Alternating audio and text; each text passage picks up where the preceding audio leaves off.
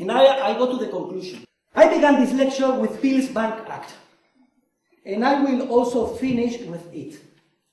On June 13 and June 24, 1844, Robert Peel pointed out in the House of Commons that in each one of the previous monetary crises, and I quote, there was an increase in the issues of country bank paper, and that currency without a basis only creates fictitious value, and when the bubble bursts, it spreads ruin over the country and deranges all commercial transactions. Today, 166 years later, we are still suffering from the problems that were already correctly diagnosed by Robert Peel. And in order to solve them and finally reach the only truly free and stable financial and monetary system that is compatible with a free market economy in this 21st century, it will be necessary to take the following three steps. First, to develop and culminate the basic concept of Peel's Bank Act by also extending the prescription of a 100% reserve requirement to demand deposits and equivalents. Hayek states that this radical solution would prevent all future crises, as no credit expansion would be possible without a prior increase in real genuine saving, making investments sustainable and fully matched with prior voluntary savings. And I would add to Hayek's statement the most important fact that 100% banking is the only system compatible with the general principles of the law of property rights that are indispensable for the capitalist system to work. There is no reason to treat deposits of money differently from any other deposit of a fungible good, such as wheat or oil, for example, in which nobody doubts the need to keep the 100% reserve requirement in a demand deposit. In relation to this first step of the proposed reform, it is most encouraging to see how two Tory members of the Parliament, Douglas Carswell and Steve Baker, were able to introduce in the British Parliament on September the 15th, and under the 10-minute rule, the first reading of a bill to reform the banking system, extending the prescription of Peel's Bank Act to demand deposits. This customer choice disclosure and protection bill has two goals. First, to fully and effectively defend citizens' right of ownership over money they have deposited in checking accounts at banks. And second, to once and for all put an end to the recurrent cycles of artificial boom, financial crisis, and economic recession.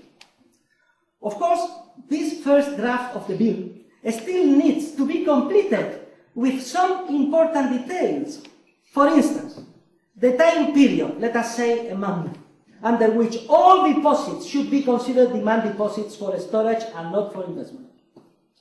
And also the need to clarify that any contract that guarantees full availability of its nominal value at any moment should be considered at all effects as a demand deposit for storage. In any case, it is exciting that a handful of members of the Parliament have taken this step against the tangle of vested interests related to the current privileged fractional reserve banking system. If they are successful in their fight against what we could call the current financial slavery that grips the world, they will go down in history like William Wilberforce with the abolition of the slave trade and other outstanding British figures to which the whole world owes so much. Second step of the reform. If we wish to culminate the fall of the Berlin Wall and get rid of the real socialism that still remains in the monetary and credit sector, a priority would be the elimination of central banks, which would be rendered unnecessary as lenders of last resort if the above 100% reserve reform is introduced, and harmful if they insist on continuing to act as financial central planning agencies, which, as we know, it's impossible from the point of view of economic theory. And third, who will issue the monetary base? A good question. Maurice Allais, the French Nobel Prize winner, who passed away 2 weeks ago, and precisely for that reason I'm referring to him now, proposed that a public agency print the public paper money at a rate of increase of 2% per year. I personally do not trust this solution, as any emergency situation in the state budget would be used, as in the past, as a pretext for issuing additional doses of fiduciary media. For this reason, and this is probably my most controversial proposal, in order to put an end to any future manipulation of our money by the authorities, what is required is the full privatization of the current monopolistic and fiduciary state-issue paper-based money and its replacement with a classical pure gold standard. There is...